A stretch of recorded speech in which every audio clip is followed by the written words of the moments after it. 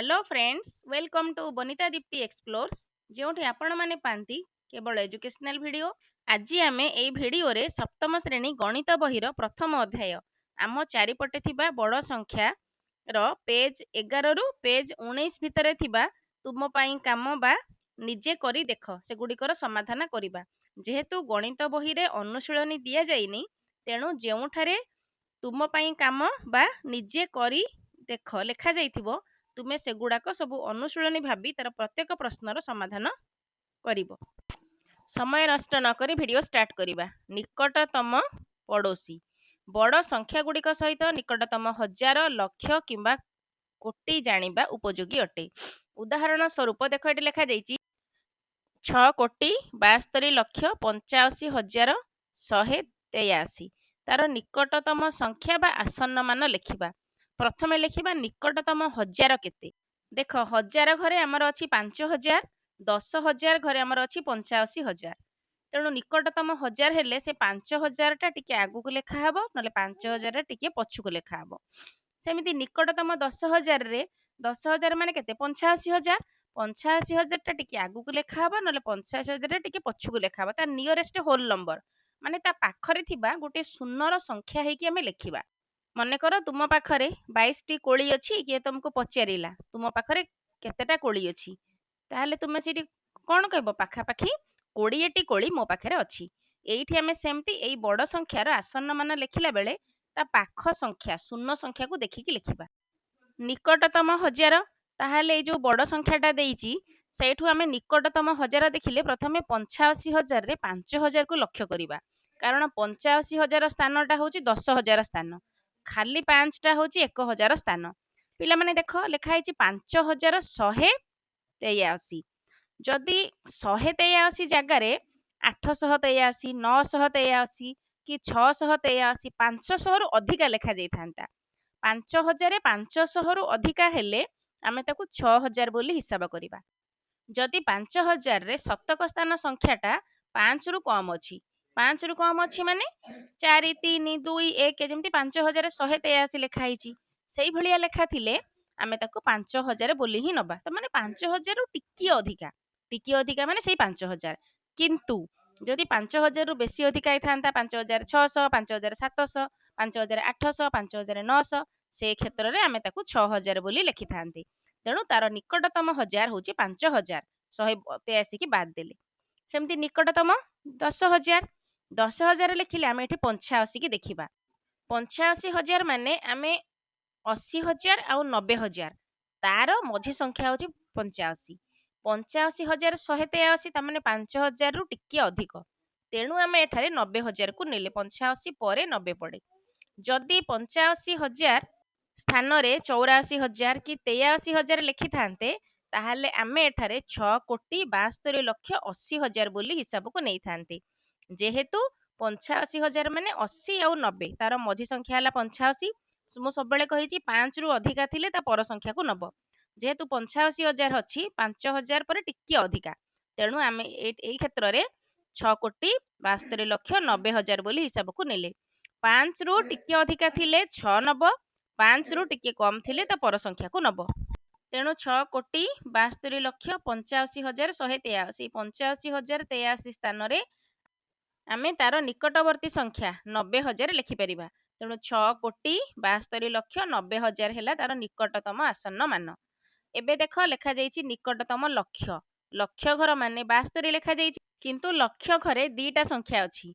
जेतेबेले खाली लक्ष्य को आमे कंसीडर करिबा सेबे 2,85,183 एई संख्या को देखिबा। जेतेबेले निकटतम 10 लक्ष्य को बुझिबा सेबे 72 की हिसाब को नबा। ता माने 2,85,183 अछि। लक्ष्य घरे रहिला 2, हजार घरे रहिला 85,000।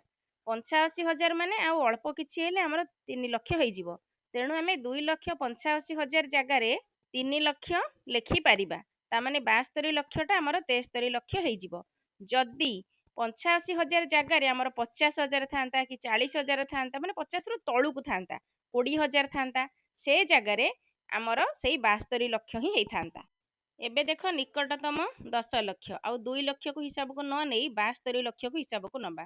ता माने 72 लक्ष्य 73 लक्ष्य एमती ही गिरी 80 ଲକ୍ଷ ପର୍ଯ୍ୟନ୍ତ ଆମେ ଆଗକୁ ଯିବା, ପଛକୁ ଆସିଲେ 70 ଲକ୍ଷ। ତାମାନେ ଆମେ ଯେଉଁ ହିସାବ କରିବା ଆସନ୍ନ ମାନଟା 70 ଲକ୍ଷ ଆଉ 80 ଲକ୍ଷ ଆରି ଭିତରେ ଲେଖିବା।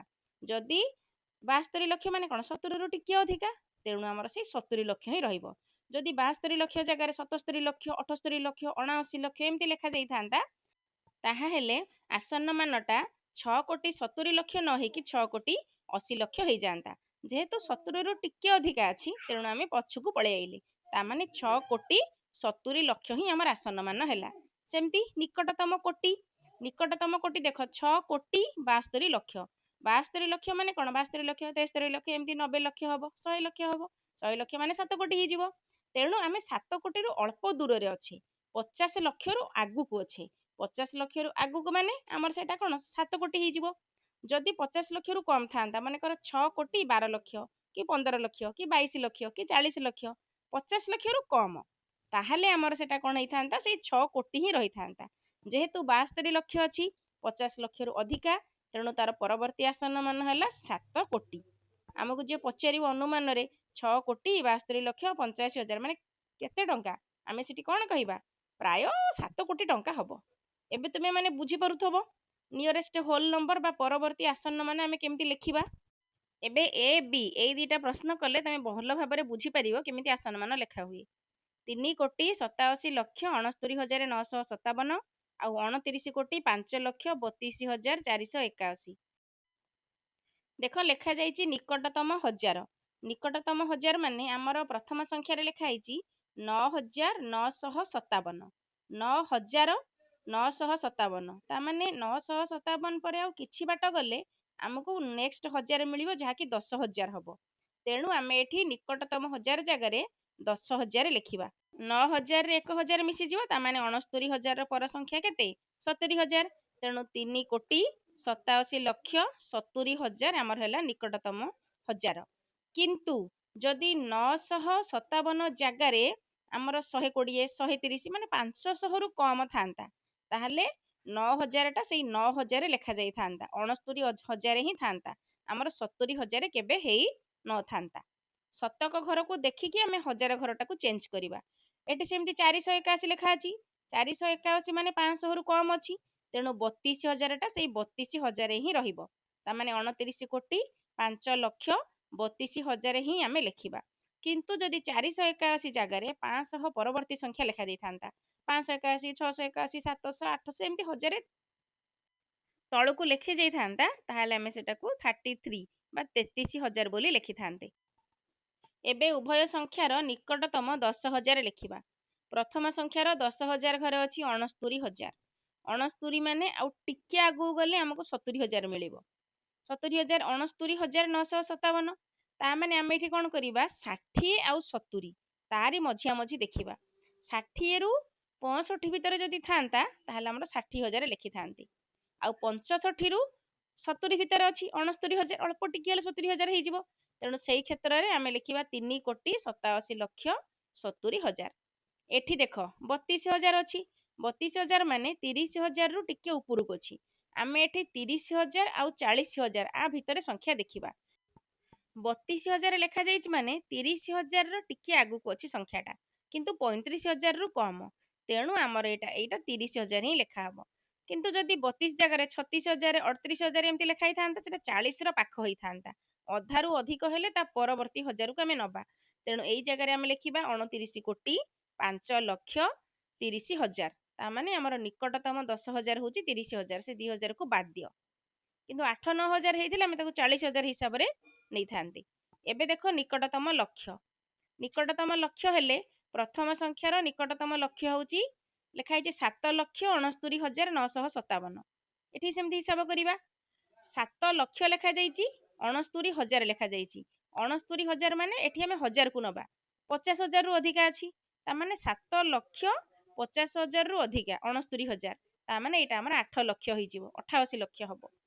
କିନ୍ତୁ ଯଦି 69,000 ଜାଗାରେ 50,000ରୁ କମ୍ ଥାନ୍ତା, 40 41 10 5 15,000 20,000 22,000 ହ୍ୱାଟେଭର, କିନ୍ତୁ 50,000ରୁ କମ୍, 7 ଲକ୍ଷ ହଜାରଟା 50,000ରୁ କମ୍, ତାହେଲେ ଆମର ସେଟା ସେଇ 7 ଲକ୍ଷ ରହିଥାନ୍ତା ହେଲା। ତେଣୁ ଆମେ ଏଠି କ'ଣ ଲେଖିବା 3 କୋଟି 88 ଲକ୍ଷ ଛାଡ଼ିକି ଶୂନ ଦେଇଦେବା ଆଉ ସେଗୁଡ଼ା ଲେଖା ହେବନି। ତାମାନେ ଆମକୁ ଯଦି କିଏ ପଚାରିଲା ତମ ପାଖରେ 3,87,69,957 ଟଙ୍କା ଅଛି, ତାମାନେ କେତେ ଟଙ୍କା ଅଛି, ତମେ କ'ଣ କହିବ ତାର ଆସନ୍ନ ମାନ ବା ତାର ପାଖାପାଖି ମୂଲ୍ୟ?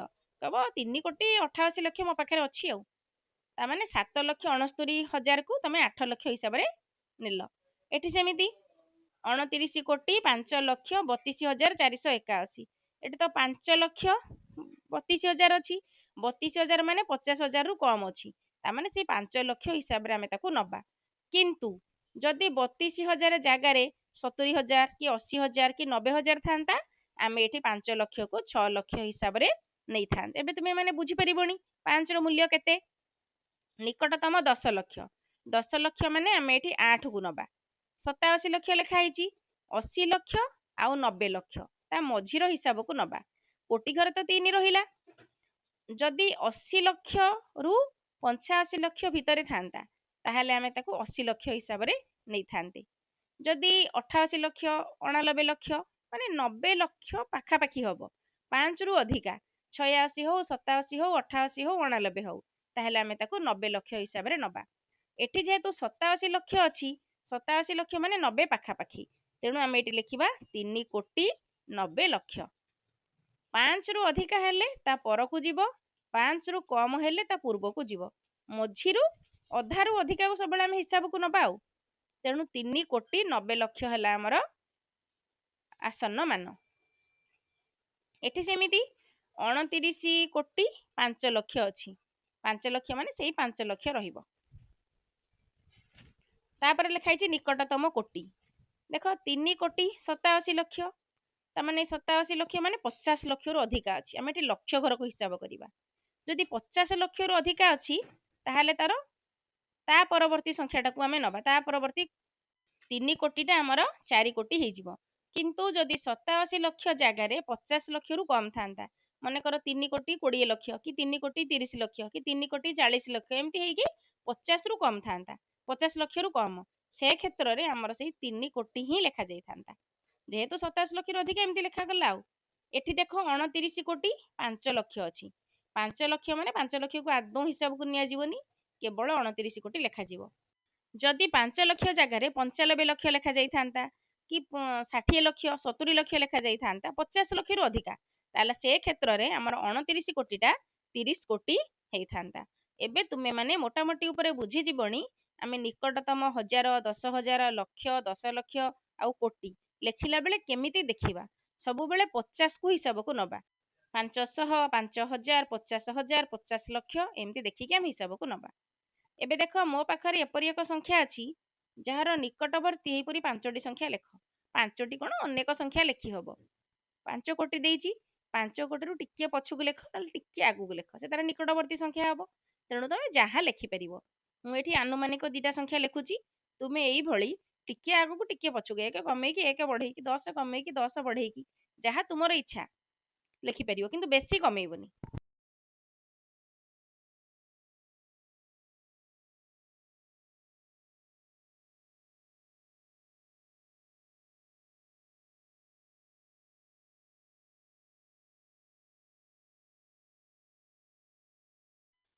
ତାପରେ 1 ନମ୍ବର ପ୍ରଶ୍ନ, 2ଟା ମିଶ୍ରଣ ଦିଆଯାଇଛି, ଲେଖା ହେଇଛି ଯୋଗଫଳ ପ୍ରାୟ 8,00,000।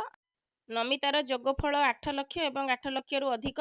ରମେଶର ଯୋଗଫଳ ହେଲା 9,00,000 ଏବଂ 9,00,000ରୁ କମ୍।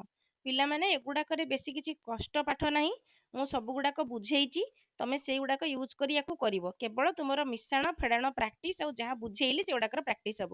ଏବେ ଆମେ ନେକ୍ସଟ ନିଜେ କରି ଦେଖ, ପରବର୍ତ୍ତୀ ପୃଷ୍ଠାରେ ଅଛି ସେଇଟା କରିବା।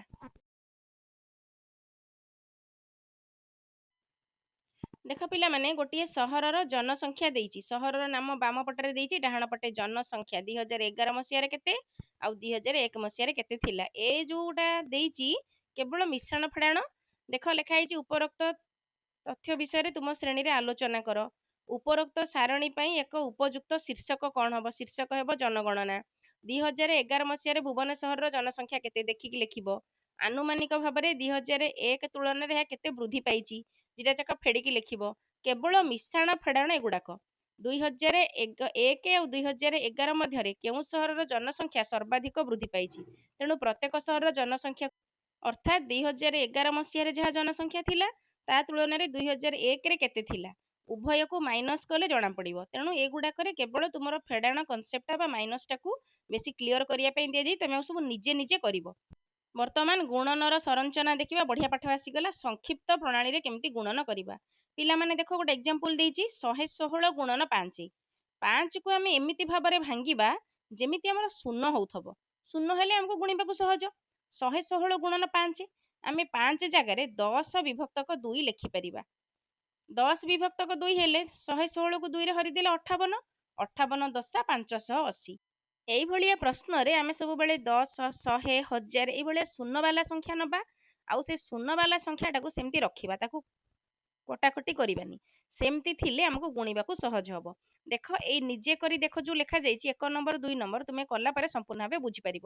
1 ନମ୍ବର ପ୍ରଶ୍ନ ହେଲା 2 ଗୁଣନ 1768 ଗୁଣନ 50। ତେଣୁ ଆମେ 50କୁ ଏମିତି ଭାଙ୍ଗିବା ଯେମିତି ଆମ ପାଖରେ 100 ହେଉଥିବ। 100 କି 1000 ଏଇଭଳିଆ। ତେଣୁ 50 ଜାଗାରେ ଆମେ କେତେ ଲେଖିପାରିବା 100 ବିଭକ୍ତକ 2। ତେଣୁ ଲେଖିବା 2 ଗୁଣନ 1768 ଗୁଣନ 50 ଜାଗାରେ ଲେଖିବା 100 ବିଭକ୍ତକ 2।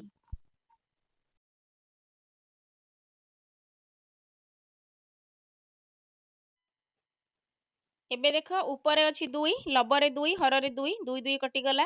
1768କୁ 100ରେ ଗୁଣିବା। 100ରେ ଗୁଣିଲେ 1768 ଆଉ ସାଇଡ଼ରେ ଦୁଇଟା ଶୂନ ହେବ ଉତ୍ତର। ତା ମାନେ 1,76,800 ଆମର ହେବ ଉତ୍ତର। କିନ୍ତୁ ଆମେ ଯଦି 50ରେ ଡାଇରେକ୍ଟ ଗୁଣିଥାନ୍ତେ 5ରେ ଗୁଣିଥାନ୍ତେ ଟିକେ କଷ୍ଟ ହୋଇଥାନ୍ତା। 1ରେ ଗୁଣିବା ତ ସହଜ, ତେଣୁ ଆମେ 100କୁ ସେମିତି ଲେଖିଲେ। ତାପରେ ନମ୍ବର ପ୍ରଶ୍ନ ହେଲା 72 ଗୁଣନ 125। ଆମେ 72 କି ସେମିତି ଲେଖିବା। 125 କି ଏମିତି ଭାଙ୍ଗିବା ଯେମିତି ଆମର 100 ବା 1000 ହେଉଥିବ। ତେଣୁ 1000 ବିଭକ୍ତକ 8 ହେଲେ ଆମର 125 ହେବ। 1000କୁ 8 ହରିଲେ ଆମର 125 ହେବ। ଦେଖ 104 ହରିଲେ ଆମର 25 ହେଉଥିଲା। ସେମିତି 1000 ତଳେ ଲେଖିବା 8, ତାକୁ ହରଣ କଲେ ଆମର 125 ହେବ। ଯେଉଁଠି ନ ବୁଝିପାରିବ ରଫରେ ଛୋଟ ଭାବରେ ହିସାବ କରିଦେବ, ତାପରେ ଲେଖିବ। ତେଣୁ ଲେଖିବା 72 ଗୁଣନ 125 ଜାଗାରେ 1000 ବିଭକ୍ତକ 8। ତାପରେ 8କୁ 72ରେ ହରିଲେ 8 ନୂଆ 72 ସହଜ ହେଇଯିବ। 8 ଗୁଣନ 9, 8 ନୂଆ 72, ତେଣୁ 1000କୁ 9ରେ ଗୁଣିଲେ 9000 ହେଲା ଆମର ଆନ୍ସର। ତାପରେ ସି ନମ୍ବର ପ୍ରଶ୍ନ 125 ଗୁଣନ 40 ଗୁଣନ 8 ଗୁଣନ 25। ଏ ପ୍ରଶ୍ନଟା ଟିକେ ଅଲଗା ଅଛି ପୂର୍ବ ପ୍ରଶ୍ନ ଠାରୁ। ଆମେ 125 ଜାଗାରେ 1000 ବିଭକ୍ତକ 8 ଲେଖିପାରିବା, କିନ୍ତୁ ଆମେ ୟାକୁ ଆଉ ଗୋଟେ ସରଳ ଉପାୟରେ ମଧ୍ୟ ଗୁଣନ କରିପାରିବା। 125ରେ 8 ଗୁଣିଦେବା। 125ରେ 8 ଗୁଣିଲେ ଆମର 1000 ହେବ। ଆଉ 40ରେ 25 ଗୁଣିଦେବା। 25 ଚଉ 100 ସେ ବି 1000 ହେବ। ତେଣୁ ଆମକୁ ଗୁଣନ କରିବାକୁ ଆଉ ଟିକେ ସହଜ ହେବ। ଏମିତି ବି ଆମେ ଲେଖିପାରିବା, ହରଣ କର ଗୁଣନ କର ଯେମିତି କର, କିନ୍ତୁ ଯେମିତି ସହଜରେ ହେଉଥିବ, 1 ଦ୍ୱାରା ଗୁଣି ହେଉଥିବ ବା 100 1000 ଦ୍ୱାରା ଗୁଣି ହେଉଥିବ। ତେଣୁ 125 ପାଖରେ 8 ଲେଖି ଗୁଣନ କରିବା, 25 ପାଖରେ 40 ଲେଖି ଗୁଣନ କରିବା।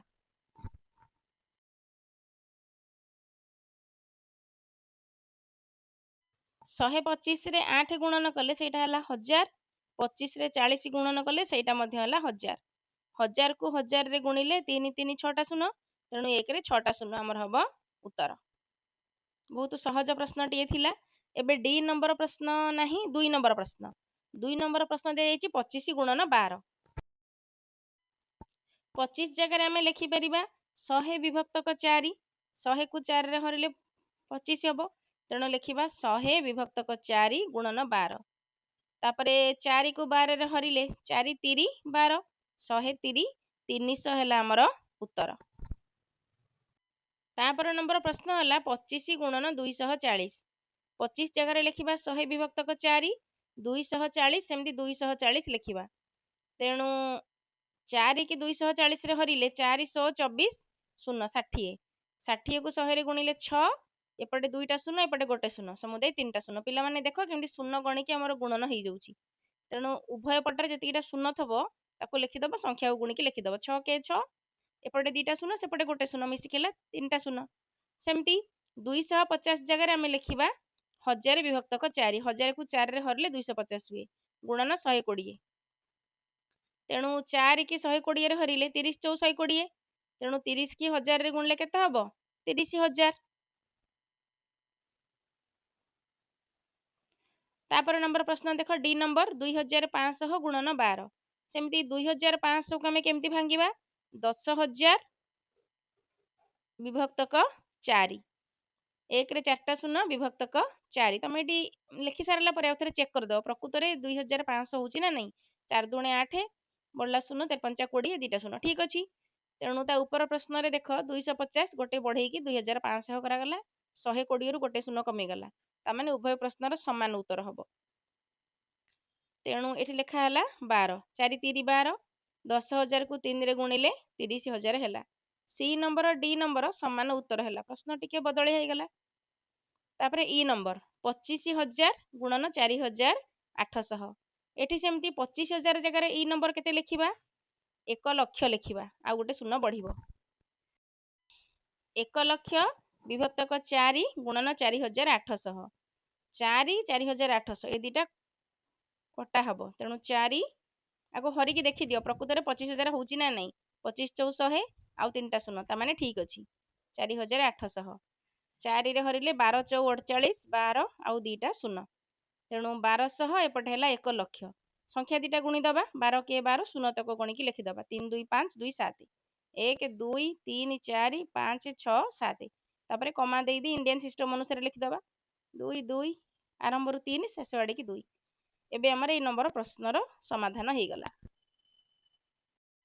ଏବେ ସେଇ 14 ନମ୍ବର ପେଜରେ ଆଉ ଗୋଟେ ବଢ଼ିଆ ଟ୍ରିକ୍ରେ ଗୁଣନ ଦିଆଯାଇଛି 11 ଗୁଣନ 11 ଗୁଣିଲେ ହେଲା 121 3ଟା 1 3ଟା 1 ଗୁଣିଲେ କେତେ ହେବ 1 2 3 3ଟା 1 ମାନେ ଆମେ 3 ପର୍ଯ୍ୟନ୍ତ ଯିବା ପୁଣି ପଛକୁ ଆସିବା 1 2 3 2 1 4ଟା 1 ମାନେ 1 2 3 4 ଯେତେଟା 1 ଥିବ ସଂଖ୍ୟାରେ ସେଇ ଯାଏଁ ଯିବା ପୁଣି ପଛକୁ ଆସିବା। ଏବେ 3ଟା ଗୁଣନକୁ ଦେଖି ତମେ ଲକ୍ଷ୍ୟ କର ଏଥିରେ ସାମଞ୍ଜସ୍ୟ କ'ଣ ଅଛି 1 2 1 ହେଲା ଏଠି ଯେହେତୁ 2ଟା ଅଙ୍କ 1 2 ପର୍ଯ୍ୟନ୍ତ ଗଲା ପୁଣି ପଛକୁ ଆସିଲା 3ଟା 1 ତେଣୁ 1 2 3 ପୁଣି ପଛକୁ ଆସିଲେ 2 1 ତାପରଟା ଅଛି 4ଟା 1 ତେଣୁ 1 2 3 4 ପୁଣି ପଛକୁ ଆସିଲେ 3 2 1 ହାଇଏଷ୍ଟ ସେଇ ମଝି ସଂଖ୍ୟା ଯାଏଁ ଯିବ ଯେତିକିଟା 1 ଆମର ଥବ ଯଦି 5ଟା 1 ହେଇଥାନ୍ତା 1 2 3 4 5 ପୁଣି ପଛକୁ ଆସିଥାନ୍ତେ ସେମିତି 66 61 ଗୁଣିଲେ ହେଲା 4,026 3ଟା 6 ଆଉ 661 ଗୁଣିଲେ କେତେ ହେବ 44 ଶୂନ 2 2 6 ଏବେ ୟାକୁ ଦେଖିକି ତମେ ପରବର୍ତ୍ତୀ ସଂଖ୍ୟାଟା କହିପାରିବ ତାମାନେ 3ଟା 4 ଶୂନ 3ଟା 2 6 ଏଇ କ୍ରମରେ ଗୁଣନ କଲେ ଆ ପରବର୍ତ୍ତୀ ସଂଖ୍ୟା ଆମର କେତେ ହେବ 4ଟା 4 ଶୂନ 4ଟା 2 6 ତୁମେ ନିଜେ କରିବ ଏଠି ସେମିତି ଦେଖ 3 5 15